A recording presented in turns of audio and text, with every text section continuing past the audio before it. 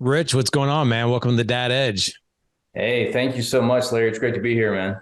It's good to meet you, man. Face to face. Finally, I know we were properly introduced by a common friend of ours. So I want to get right to it, though. As far as how about some warm up questions first? Okay, sure. Hey, let me start by just thanking you for what you're doing in this space. I really mean that because our country and the world is in need of strong men and great dads. So thank you. I really appreciate that, man. And do you want to know a secret? What's that? The secret is I need this the most. No, I hear you, dude. I mean, Uh, if you talk to some of my friends, you'll see that they'll tell you I'm far from perfect. So I can totally relate. Or just ask my wife; she'll tell you that as well. Mine too, man.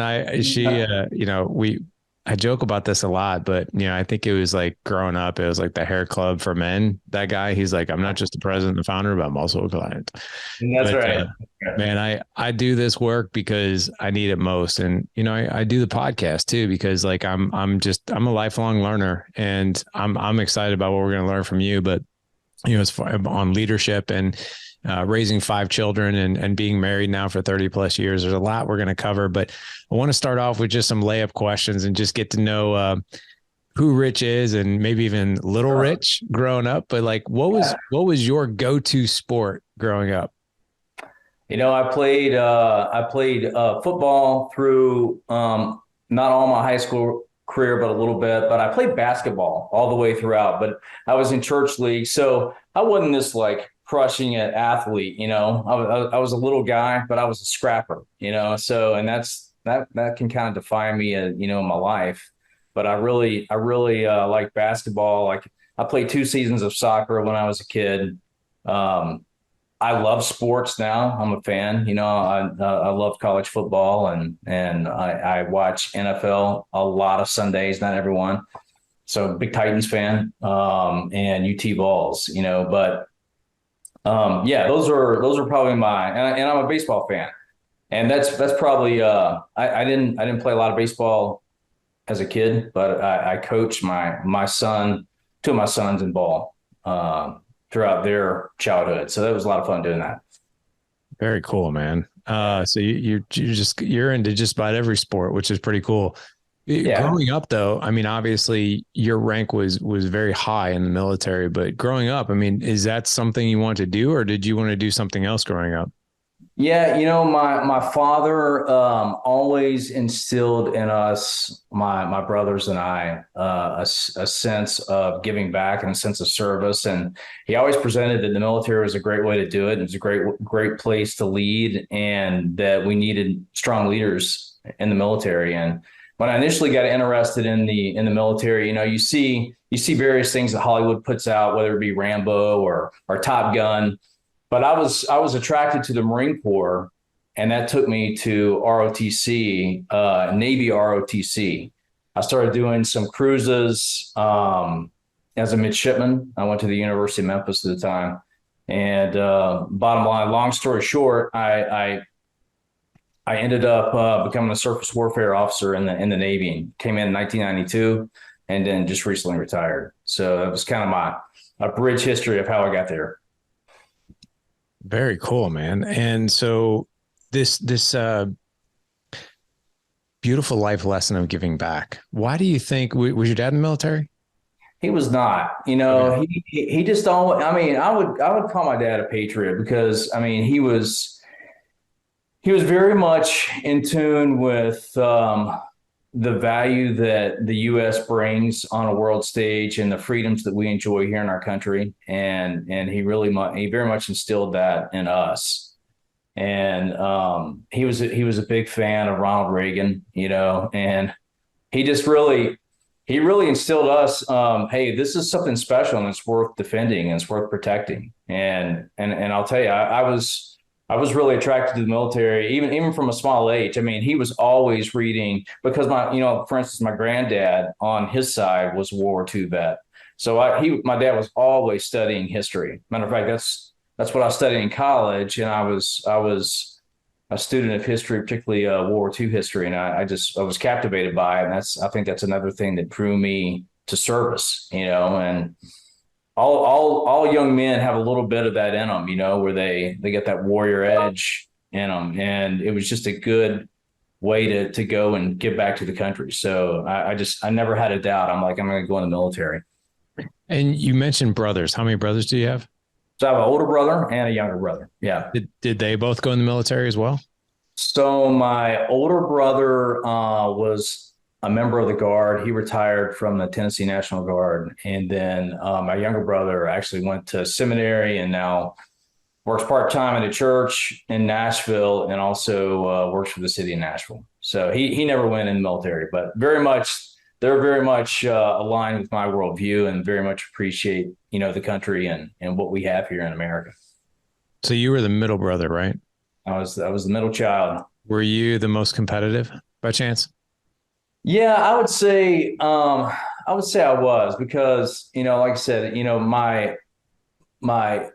my skills, my prowess on the athletic field, I wasn't like some star athlete, but I always had a little bit of a chip on my shoulder, and wanted to prove myself, because whether it be going to the basketball court and, you get picked almost last because you're a short guy, and, you're like, all right, I'm going to get out there and you're going to play hard. You're going to fight hard. Or, if there's a circumstance where you go into any organization and people like, well, I'm not sure what this guy brings to the table. You have a sense of, hey, I got to prove yourself. I gotta show him what I'm made of.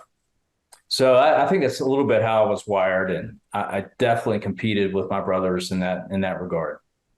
I wonder if that's a second born thing, because my 14-year-old, and I've heard this before with birth order and that kind of thing, like the oldest is like the young adult of the family, and then the second born is like, they're kind of watching that older one and they know kind of like the things that are coming next. And maybe perhaps they're even just a little bit ahead of what the oldest was, because they get, they have a preview, they have a trailer constantly in viewpoint, of what's going to happen next. And those are usually, from a birth order standpoint, we see they're the ones who enjoy athletics the most. Yeah.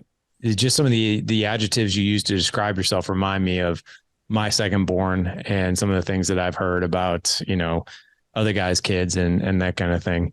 And just to switch gears just a little bit with what life looks like for you now. So married for 30 plus years, right? How many years? Yeah, I'll hit 31 years this January. 31 years. And five kids. Five kids, yeah. 5 kids and a new granddad. My oldest son and his wife just had a baby on October 27th. So new baby, yeah, new granddad. So we're enjoying that. It's pretty cool. Now, did you think, 30 years ago you'd have 5? It's funny you say that. You go into marriage and you say, I'm going to have 2 or 3. And that's where Angie and I kind of landed. We're like, yeah, we'll have 2 or 3. And then, she got pregnant, and then we got twins as a result. And we were like, wow, and so we, at early on in our marriage, we had, and I was deploying, always getting underway. So my wife really is just a champ, and I totally respect her, but she had 5 kids, 7 years and younger. So just, controlled chaos, you know what I mean? So but yeah, that's kind of where we are now. It's fun. All the kids are out of the house. My youngest 2 are in college.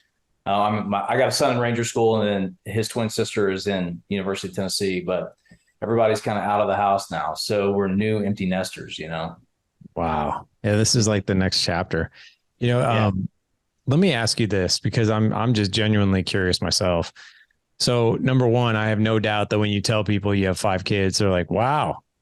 Yeah. Like they kind of look at you like you're abnormal. Like I joke with people now, like when they're like, how many kids you have? And I say 4, I say, wow, the same time they do. Yeah. I know a wow is coming, right? It's like, oh, wow. I had one guy, no kidding around, this is a true story. I had one guy be like, why? It wasn't a wow. Yeah. Wow. It was a why. And I was like, I don't know. My wife's hot. I can't help it. But I'm really curious, because so my oldest right now is 16, 14, and 9 and 6. And everyone's like, oh my gosh, like the loudness, the energy, the craziness in your house, like it must be horrible. I'm like, no, actually, I quite enjoy it. In fact, when the house is quiet, I just like kind of like look around. I'm like, this So weird, right? And then Yeah. I Yeah. think about those times. I think about the times that when we're going to be empty nesters and my house is going to be clean, my house is going to be quiet. There's going to be actually boys that come to the dinner table fully clothed with pants on, right? Yeah. Or like somebody's not going to be taking a Yeah. piss with the door open and then peeing all over the shower, right? Exactly. Yeah. Things like that. And I think to myself, I don't know how I'm going to do that because Yeah. I kind of enjoy and embrace the energy and the chaos, right? So what's been the change for you guys? It's funny. I can going back to what you said earlier. I can totally relate to people making comments, and sometimes it's harmless.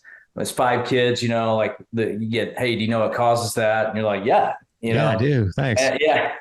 And then we got like my wife went to Walmart early on, and the kids were little, and the lady was like, "Are these all your kids?" And actually, it was elderly gentleman, and he was like, "Are these all your kids?" She's like, "Yeah," and all from the same father. And she's like, "Yeah." Yeah. Well, I mean, yeah, but no, going back to your question, yeah, man, I'll tell you, it has been quite an adjustment. So I can tell you and any other dad out there, enjoy these times now, because the times where, I mean, I can't tell you, I'm a military guy, right? I like stuff. Everything has its place. You clean as you go. I have one child like that. The other four are not like that, and so but you miss those times, man. You miss going to the ball games. You miss at the dinner table. I was constantly telling my boys, hey, don't joke around. We're trying to talk here, and those times are special times, man. Yeah. And it really, I mean, my wife and I now, we're just like, wow, you know, it really is. It's so quiet and different. It's been quite an adjustment. I just got to tell you. And so like holidays coming along, we're like, I cannot wait for the kids to come back and get home. Yeah. It's pretty exciting.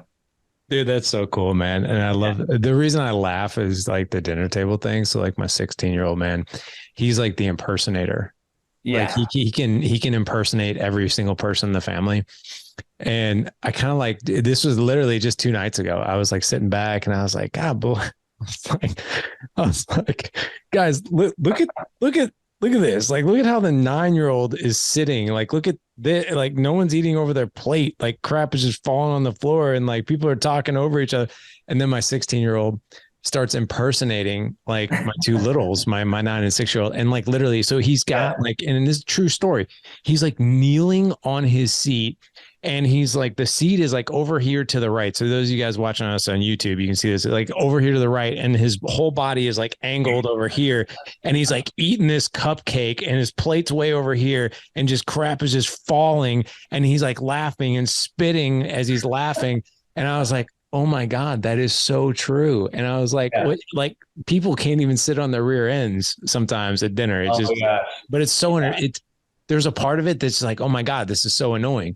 But at the same time, you're like, oh, but I'm really going to miss this though, because this is pretty damn entertaining. It's I mean, yeah, dude, that reminds me of so many dinners that we had. Like, I mean, because when the kids are young, you can go to where you have dinner a lot of times during the week, and as they get older, you like we eventually evolved to where we're like, hey, we're going to do one dinner where we can all sit down, and so during that time, we're trying to like tell a story or get maybe tie in some kind of life lesson someone experienced, or give someone else a compliment. And my boys, particularly Honcho by my oldest, would always they couldn't stop laughing or making fun. It was always a game, and those times, and I even see not to the same extent, but when they come back now and they're all together, you still see a little bit of that. So as they're young adults, but yeah, man, all that stuff is just awesome times. And yeah, you want a little decorum, but enjoy it as well,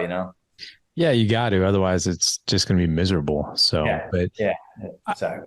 I know one of the things I really, really want the audience to hear about, and man, I do too. And that is, what we always talk about on this show is there's 5 elements, right, to being, this legendary husband, man, father, right? One is obviously financial mastery, right? We're not really taught that, but being, responsible of our finances. The other one is creating an extraordinary marriage, right? And there's several skill sets within that. Creating an incredible connection with your kids, adventure, memories, rites of passage, conversations, all these things. Mhm. There's also optimizing physical, mental, emotional, spiritual health. And the last one, the fifth one, leadership. Yeah. And a lot of the world, as you know, right? We're Yeah. not trained in leadership. Yeah. And all of us are just so keen on what does leadership look like? What is leadership in comparison to management? Because a lot of us get that one confused too. Like if I'm managing things, I'm leading, right? But that's really not the case. But I'd really love to just share your overall experience. You've been in the military a long time, obviously a high rank, but share with us some of those stepping stones and lessons that you learned in the military. Yeah, I would, I don't subscribe to the that leaders are just born, philosophy, because there are some talents you definitely bring to the table, but leadership is developed. And for me, I can speak from personal experience. There was a lot of me falling down and failing in leadership, and then learning from that and moving on. But I would say the number one thing that I would, that I tried to apply was, hey, be yourself. You're not someone else. You're not, your last commanding officer. You're not this person that maybe is a dynamic person on TV. You're yourself. And God has given you some unique talents and abilities. And then, I would say second to that is, really be a man of character and integrity. Like, people have to trust you. Because if you lose your people's trust, and that they can't, you're not a person of your word, you've lost them, right? Your organization's not going to go far. And, and then probably the third thing is, really, really, and we can unpack a lot of this stuff, but, you really take care of your people. Because if you take care of your people in the military, your people take care of you. I mean, that's the way. I mean, there's a lot of stuff with that, like empowering your people, but if the people know that they can trust you and you got their back and you empower them and you're taking care of them, you don't have a care in the world in terms of where your organization is going to go. Because I can tell you, there's been times I've had a blind side, and, like when you're commanding a destroyer, there's things you can't see everything all the time, and you got to get sleep sometime. And there's been time that people have absolutely saved my bacon, because that otherwise they don't have to, right? If they're, there's times where they could turn a blind eye, and as the leader of the ship, you have complete authority and complete responsibility. Something goes wrong, you're on the chopping block, right? Not them. So, and I mean, those are some of the key principles that I would always impart to people. I mean, there's some other things there, but those are some of the really, I think, core tenets of how I led. So I'd love to take each one of those. And as you said those, I wrote those down. Yeah. And so be yourself. Don't be someone else. Don't be your last leader. Be a man of integrity and trust. If people don't trust you, you've lost, right? Yeah. Take care of your people, right? And empower your people. Yeah. So what I'd really love to hear about is, so the first one, right? Don't, be yourself. Don't be anybody else. Don't be even the last leader. So what are some things what are some ways that we can find what's unique to us to then encapsulate that leader that we need to be, if that makes sense? Yeah, I think some people that have unique insights to who you are as a person are your parents. I mean, obviously people that know you well, your spouse. Like, my wife has been able to tell me things about me, or particularly, weak spots. And then, throughout my career, they put you through the Myers-Briggs and the personality. And what they try and do is they try and, synthesize that down to what are your weak areas. And it hurts. Like, they've done things where you get peer reviews, and when you really have a good boss doesn't just give you your fitness report and say, hey, you're going on to the next level, or you did great. I mean, a good one will give you the paper that you need to do that, but they'll also give you constructive criticism. And I learn more through those times, honestly, but you got to have thick skin. There's two responses I've seen where when you have a boss like that really gives you constructive feedback. You either resent them because of it, and you're just like, man, I can't believe that guy said that about me.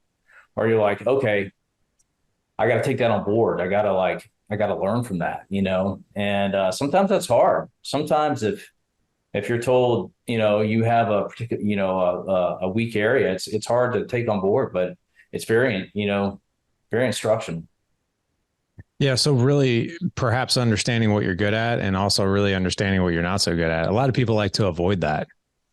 Yeah. Yeah. I mean, if you can understand those areas where you're weak and really work on those, because there's going to be things you gravitate to. I mean, I was never scared to get up in front of people or talk to them, but there were other things that I really had to work on and apply, concerted energy to improve, and anyway, it's really, really, I think, important that you have that person that can give you that kind of feedback, that candor and that feedback that you need to improve, because you can think you're a great leader, but if your organization's falling or failing, there's one person you need to look at, and it's sometimes telltale of what's going on around you as well. So I'll tell you that brings up I'll tell you one of the things I did in the Navy is that I really tried to foster a strong environment with my senior enlisted, the chief's mess, and really co-opt them and empower them. And if you form a good relationship with your master chief, your command master chief, or some commands have a command senior chief, and you tell them, hey, I need your candor, I need your feedback, and if something's not right in the command, and sometimes that hurts, but it's so incredibly important. You know what I mean? It's interesting we're having this conversation right now because in my organization within Data Edge, so we have, over 800 members in our mastermind. I have over 80 coaches now that work for me. Yeah. We actually have established our line of leadership almost like the military to where, I have a 5-man group of what we call generals, and they lead our captains. Right. And our captains are the ones who are our coaches. Right. And I also have a COO. Yeah. My COO called me. He called me earlier this week and he's like, hey, man, I need your ear. There's something that's been brewing in me and I need to talk to you about it. Now, I just hired him. He's been working for me for 5 years, but I just hired him into this role and he's doing a great job. And this is what I think, a quote unquote subordinate peer, whatever you want to call him. Right. But I've put him in this role for a reason. He's incredible at processes and he's great. He's actually former military himself. And he called me yesterday. He's like, I'm going to call you at 4:00 if that works. I'm like, yeah, that works. And he took a deep breath and he goes, and let me repeat, this is a new role for him. He's been in this role now for a couple months, which means I have fully moved into leader and CEO. I was more in, I would say, operations, right? I was in processes and SOPs and all that. And over the past couple of months, he's come in and he's overhauled he's done a lot of really great things.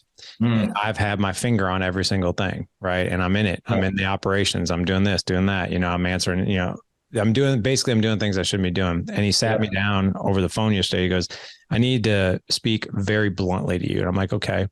He goes, I need you to step up your leadership here. I was like, what are you talking about? I mean, I was really thrown off. I was like, what are you talking about? He's like, I need you to stop doing these things. And he listed them all off. He's like, I need you to let these things go and let me do them. And he does it really well. And I was like, well, why? He goes, because I can't have you do this. And the future of this organization depends on you not doing these things. Yeah. You need to do these things. Right. I want you talking about where are we going to be in 12 and 24 months? What's the next book you're going to write? What's the journal? What's the product? What's the app you're going to create? What's the next organization you're going to acquire? What's the next piece of business that you're going to like? He's like, for instance, have you ever thought about creating a dad influencer media company? Like you've cracked the code on how to get to dads. And many people don't know that code. You could teach other dad influencers how to do that. And I'm sitting there thinking like, holy crap. I'm like, I'm helping people put together SOPs of what a member's doing and what they're not doing. And he needs to be doing that. And I'll tell you, man, like that conversation threw me so off guard that it just rattled me. Yeah. And I started thinking about it, and I started researching, and it boiled down to, I'm like, wow, I've been so in the trenches here over the past couple of years, in particular, before I hired him, of operations and management, not leading. Yeah. Yep. And I was telling my wife, I was like, I need to up my game. So I hired a coach yesterday, and he's a former SEAL, and he teaches leadership. Yeah. And wrote a book on it, the whole 9 yards. And I was like, this is what I need. This is the next evolution for me. And, but it goes right in line with Rich. I think so many people, they avoid that conversation, and they're trying so hard to protect their ego. They're like, I don't want to hear the bad stuff. I don't want to hear what I'm doing bad. But when we lower our ego and we let those people in to give us that feedback, it's hard, but it can be a beautiful thing. Right. Yeah, sure can. Yeah. It reminds me so many people have what's called the Superman complex. They think they can do it best. But what you find, we often talk about in organizations that I've been in, even here in the home, about mission, vision, and values. Right. And you as a leader have a responsibility to communicate the mission and the vision and the values. I made a post on my Facebook today about that, just highlighting about how Elon Musk has come in and fired so many people in Twitter, and you hire or fire people based on how much they align to that mission, vision, and value. And the tendency for a leader, particularly if you are vested in that organization, and you have seen it grow from the ground up, is, man, you want to be in the tactical, and so many times you're not even in the operational. You need to go to the strategic, right? You need to have the long view and that big view, but a leader, will often stay in the tactical, the operational. And that's one of the things where my wife and I, we've evolved, and as we've developed our team, because my wife founded this company now that is Command Properties that we own, and so many different things that we're doing, and she's doing it very well now. She's moving, but initially, you just have this tendency, and you think, man, I can do that the best, because obviously you created it. But when you really let go and you empower people and you're open and you listen and you get that feedback, you'll see, man, they got some serious skill sets, and they can take you much further than you could even take the organization yourself when you empower them. So, because they're aligned with your mission, your vision, and your values. There's complete alignment. But now you're tapping into their skill set, and they're off and running. You know what I'm saying? It's pretty cool. I'm typing so fast here because I'm taking so many notes of things you're saying. This is really good stuff. So learning how to not be in the tactical, instead be in the mission, the vision, and the values. I'm really curious when it comes to when it comes to the military for you, right? That's been your career. Yeah. When it comes to things that I've done, I was in medical device sales for 18 years. And was in executive level management, doing that kind of thing. And I think it's easy, not easy. It's not easy. That's the wrong word. It's perhaps seems like it's easier to do that type of thing in the workplace. But then when it comes to our family, being mission driven, vision driven, and values driven, I'm really curious to know, like, how do we take that type of leadership, right? And those three things. And then how do we incorporate them into our marriages? How do we incorporate it with our kids? Like, what do you think about that? Yeah, it's the role that we have as a husband, as a father, I think is so powerful. I mean, because like with my wife, when I can communicate for us, what is our vision? Where do we want to go? And I empower her, and I try and really give her the security and the love and be understanding, and some of the things that my wife needs from me as a husband. Man, I can see her, like, she flourishes. I mean, she's just a kick-ass woman. Like she has literally just flourished and grown. And that's not all just because of me, but I guarantee you, she doesn't doubt where we stand in our relationship and where we're going. And she knows that I'm here for her and I'm going to support her. And, we just have a solid relationship. And for my children, I will tell you, I'll give you a little story about my dad. He always told me when I was young, he was like, Rich, you're a leader. You're a leader. I mean, and I don't remember all the dynamics of that, but I remember him repeatedly telling me that. And so, you know what happened to me? I believed it. And that's the power that we have in our kids' lives is that we can speak into them, and we can empower our kids and we can show them because we see stuff like I'll give you a great example. Like my son that's in Ranger School right now, he enlisted in the Army. And I told him, I was like, hey, man, because we talked about the differences in enlisted versus officer. Obviously, I was an officer in the Navy. And, we went through and I told him, I said, one thing you cannot do, I said, you can be professional, but you have to, your voice has to be heard. I said, because as an E3, it's hard to have your voice heard. And I'm like, but you are very adept. I kept telling him that. I'm like, I've always watched you. You're very observant of what goes on around you. You're very smart. You're very intuitive.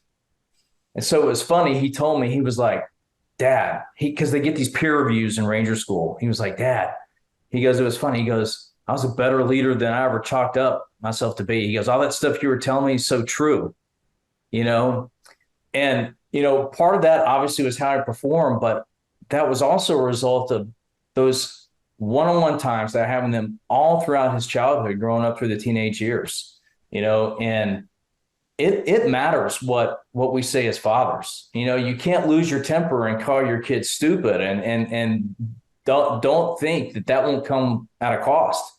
It does. You have to be in control, and that's another way. I've defined fatherhood. We're a protector. We're strength under control, and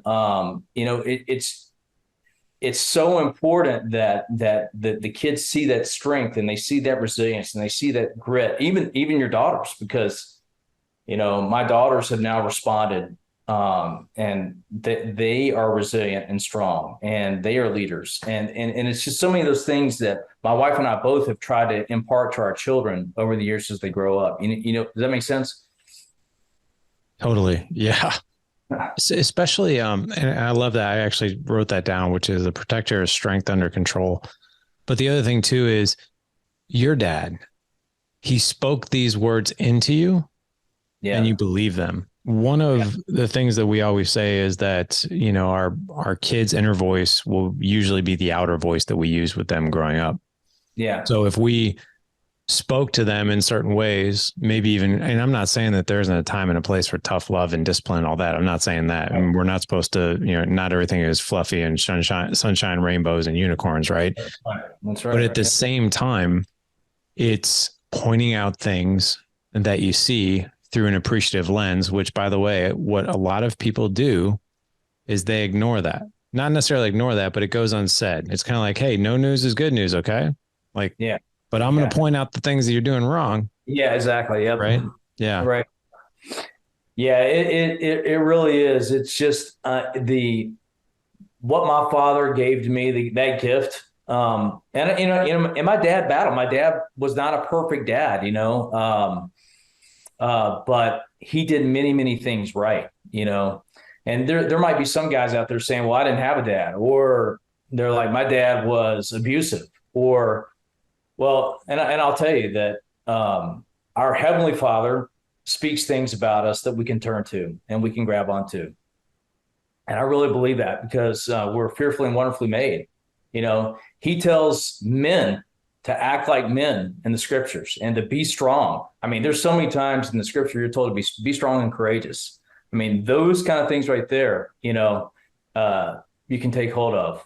I'll tell you another thing that comes to my mind with the family that I didn't do because I I didn't blame.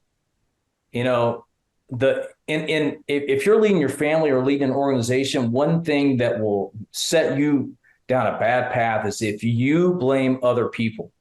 You know, I love Jocko and his book Extreme Ownership, because the Navy in its process, and this is where he gets it right.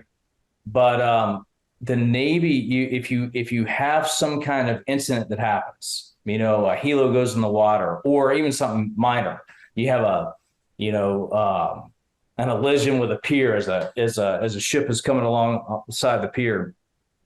You deconstruct that and you work your way back and you say, hey, what in that process could I have done better? Right? Where can I, as the leader? And so for me, that's, the responsibility game is so key in everything I do, whether it's me being a dad or leading an organization or being a good husband. I can't like turn and blame someone else. I have to go look in the mirror. And to the extent I can look in the mirror and have that extreme ownership and take that responsibility, to that extent, I know I'm going to have success on the other side of that, because what I'm doing now is I'm putting in place a process with me that is going to set us on that straight and narrow. You know what I mean? That tracked. My final thought on that, I know when I was getting ready to ask Angie to marry me, I was talking to this guy. I was counseling with this guy. And I was like, well, the detriment to a young man, I think, to especially society today, is you look at a lot of Hollywood. And, I was like, is she the right one for me? Is it? Because I loved her. Obviously, I was attracted to the woman. And he goes, if you want to know if your marriage is going to be a success, he goes, all you got to do is go over there and look in that mirror. And he goes, you look in that mirror, he goes, it's going to come down to you. He goes, are you the kind of person, are you the kind of man that can commit to the marriage?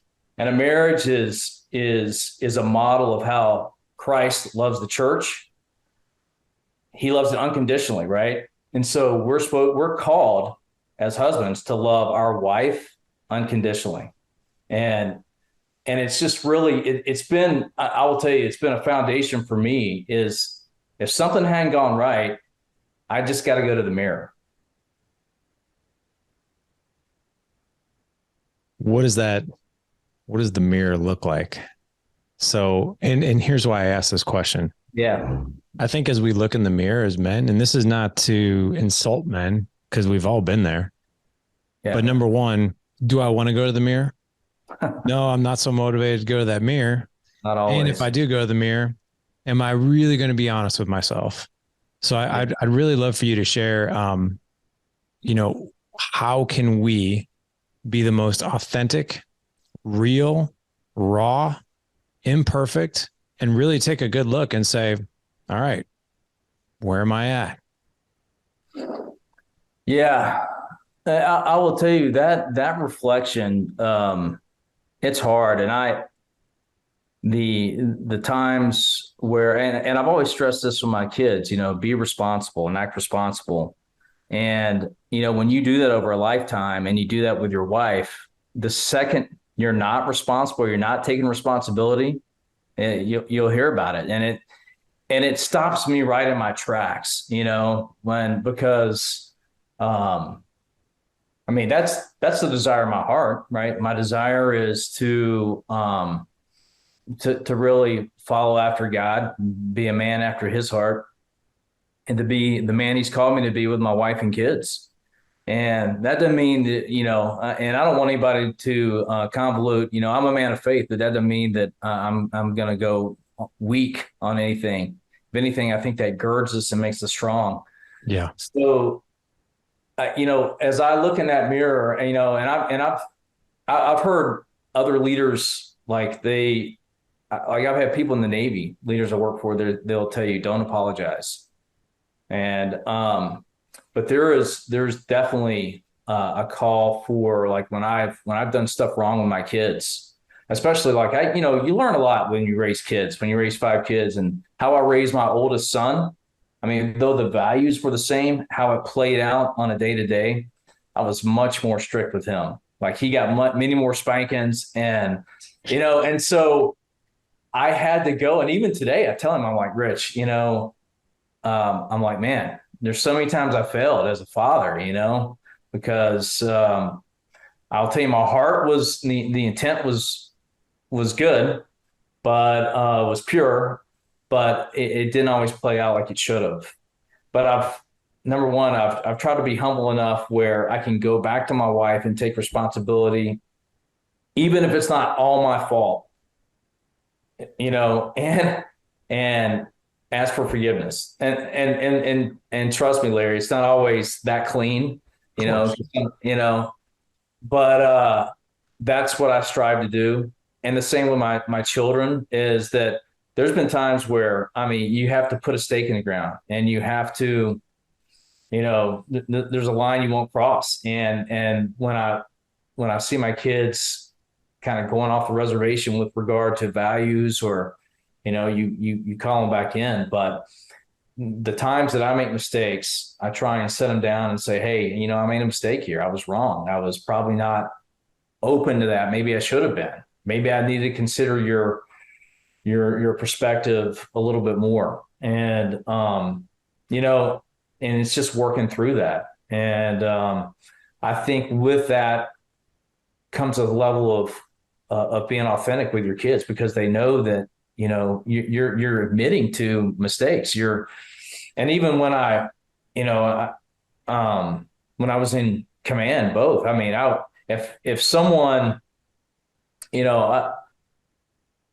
someone was really, if I felt like I did wrong, I had no problem saying, hey, I'm wrong there. My apologies.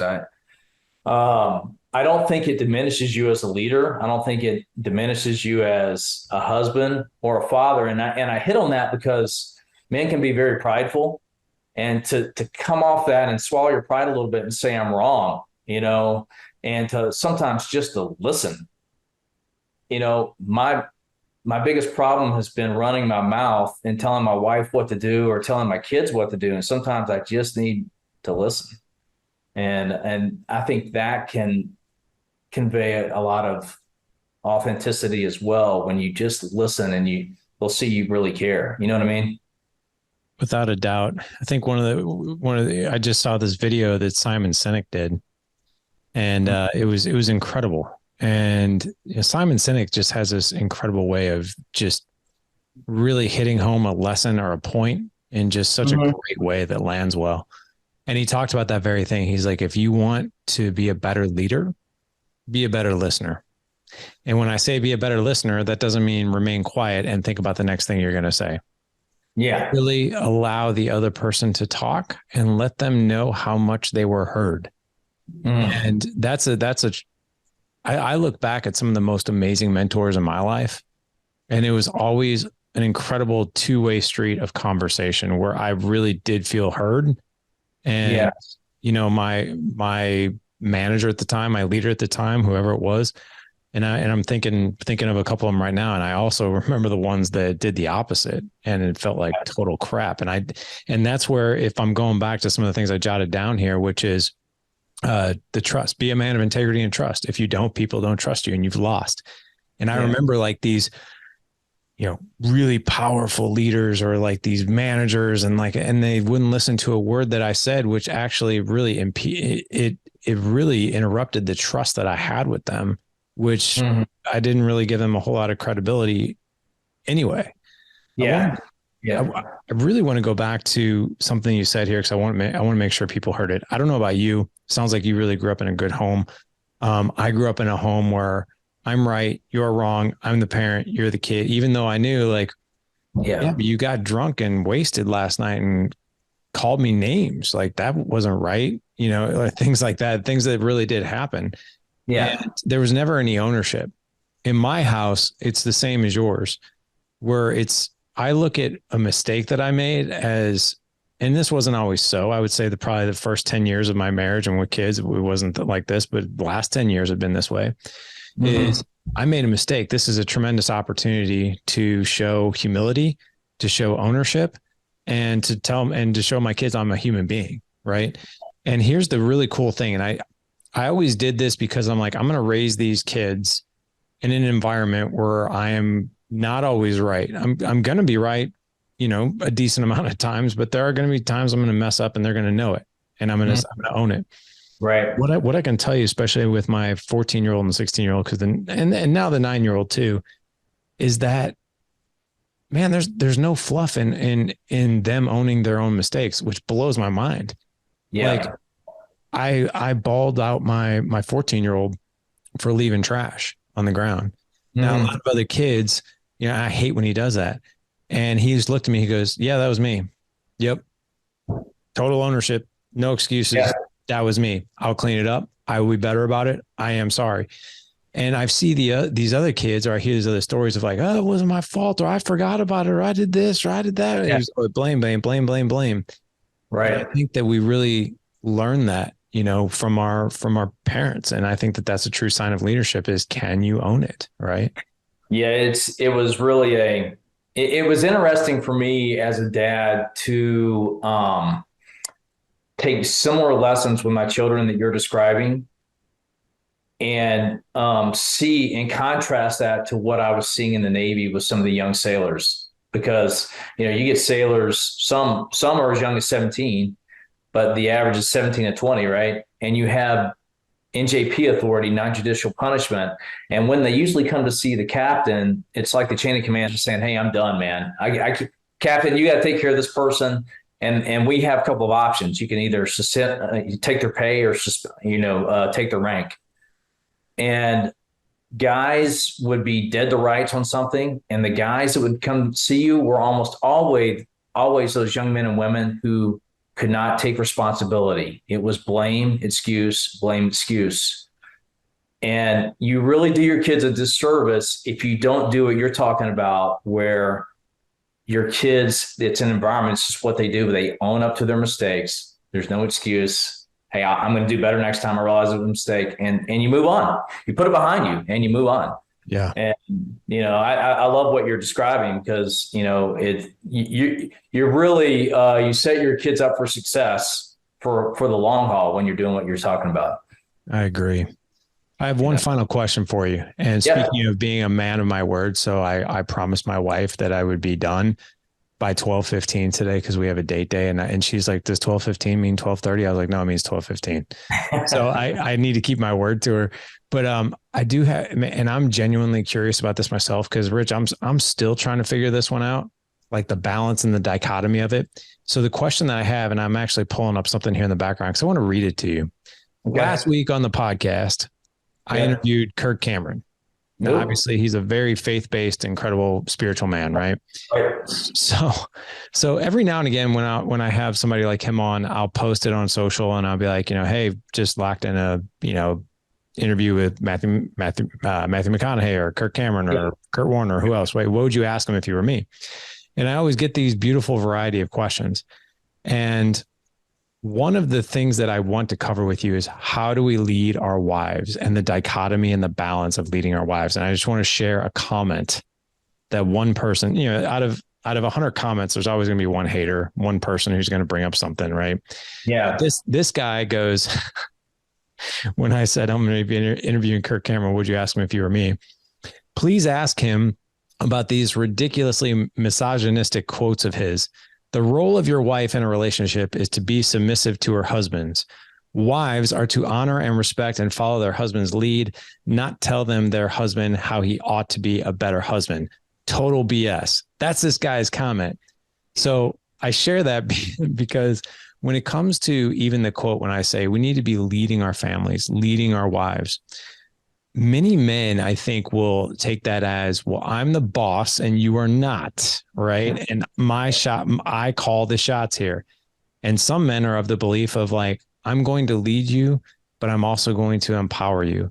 And some men will even say it's a mixture of all those things. And it's also a dichotomy. In other words, there are times when I lead and there are times when she leads. So I'm very curious to know, what is your definition and viewpoint of that?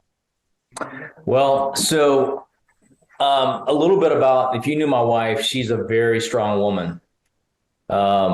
we've come through just the fact that in 29 years of naval service, we moved 21 times and she had 5 kids. Wow. So, That's a so, lot. so if you put that in context, and then I'm deployed, so she's a tough woman. So there is no doubt in my mind that my wife, what she brings to the table is a strong personality. She is very, very dogmatic on how she wants to do things and the way in which they're done. But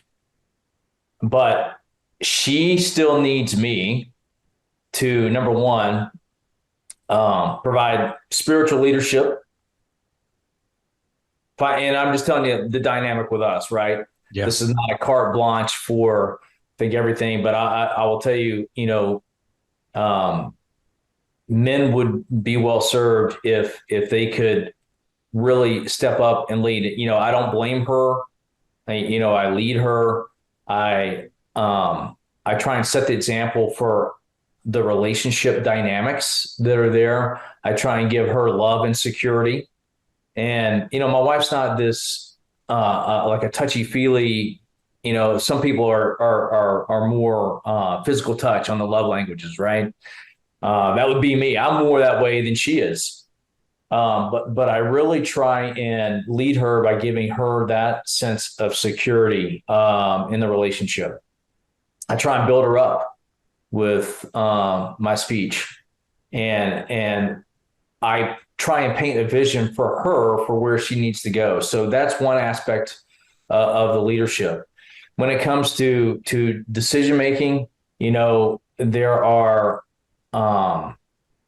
times where, I would say almost 100% of the time we're coming together to make decisions, whether that's on how we're spending money or what we're doing. But I guess I feel going back to a little bit earlier in the conversation, I just feel like I bear the burden to do the right thing, to lead that relationship in the right direction. Whether it's, a disagreement we're having, I'm like, okay, hey, well, we got to figure this out. And I'm not going away till we figure it out, and I try and be loving on that. I try and be firm. And so, there is not where I'm lording over my wife. And I know this is not just a clear-cut answer I'm giving you here, Larry, but, I couldn't do that. My wife is too strong. She'd be like, oh, sorry, dude, that's not going to cut it. But there's definitely times where I think I hold her up where emotionally, like some things that, we go through that I'm there because God has given us different abilities. And just as a man, you're not quite as emotionally in touch with those things. You can be stronger and you can compartmentalize a little bit more, and you can say, hey, and you can be a strength and a rock for her that sometimes she gets overwhelmed, and it's me being understanding. So I don't look at that as me being a milquetoast guy. I'm looking at, hey, this is my responsibility to try and love my wife in this manner so I can lead the relationship in the right direction. It's one where it's a burden that I think a healthy, good burden that as husbands and men we carry to lead our wives in the right direction. So no, I don't lord it over. We have joint decisions, but I completely try and support and undergird the things that she does. And I try and paint a vision and help her with goals of where we're going. And, yeah, I mean, that's probably it in a nutshell. But I try and love. I try and love, and love is what I do. Not necessarily all the time what I'm feeling, right? It's how I'm acting those things out with my wife. I love that, man. I jotted down a few things here, which is, how to lead your wives through love, support, words, being the example, even helping them with the vision of her own life and her roles within the family. But the other thing too, that you mentioned there at the end was really just at times creating the space that they need, to be heard. Men are fixers. Yeah. One of the best ways we can lead at times is, believe it or not, is not fix. The best way Yeah. we can lead is to be like, I hear you. I'm Yeah. creating space for you. Tell me more about that. Right. That it's a beautiful way to lead what we call conversational excellence within intimacy with our wives. So I Yeah. love this, man. That's so hard to do sometimes, is just shut up and be quiet and listen to them, right? You know? It it is because I don't know if you've seen the video. It's all about the nail. No, I haven't. I'll text that over to you. You will Okay. die laughing, absolutely die laughing. It's a minute and 40 seconds long, and feel free to watch with your wife. It is hysterical. Oh, that's awesome. I want to make sure that the men can find you if they want to connect with you outside this podcast, if you're open and willing for that. Yeah, absolutely. Yeah. Yeah. So, I mean, I'm on both Facebook and Instagram. Rich McDaniel is, I'll go to it's Facebook, Rich McDaniel, and then my Instagram call sign.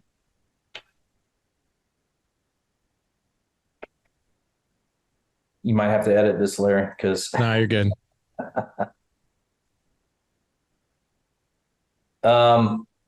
It's RC McDaniel 17 is my Instagram call sign. Got it. We'll have in the show notes for you guys, not to worry. So. Yeah, absolutely. Well, gentlemen, you can find all the show notes at thedadedge.com/404 for Rich McDaniel today, which we covered a lot of different things as it pertains to leadership. And I've thoroughly enjoyed this podcast with you, my friend.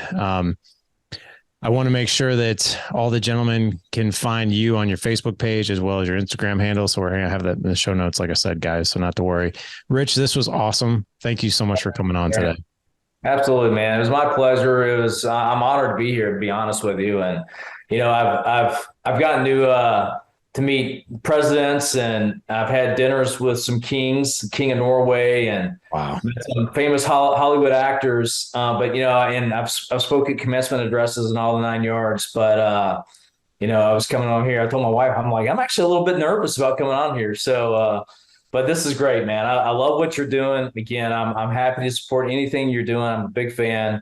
So thank you for having me. And it's been a great conversation. So thank you. Well, back at you, my friend. I'm honored, and thank you for your service. And I don't mean that as cliche or just in passing. Like, you know, we've had a lot of amazing, you know, military men come on the podcast, and of all ranks and experiences, and I don't take that lightly, man. Just thank you for defending what we stand for over here, and thank you for defending our freedoms, and thank you for everything that you do. Really mean that. Absolutely. Well, I mean, I love my service, and I love our country. I mean, what we have is worth fighting for, and it's worth keeping. And I mean, that's a great takeaway right there. So fight for what we got. That's right, man. Yeah. Gentlemen, again, thedadedge.com/404 for this show. Go out, live legendary, and together, let's change the game. Take care.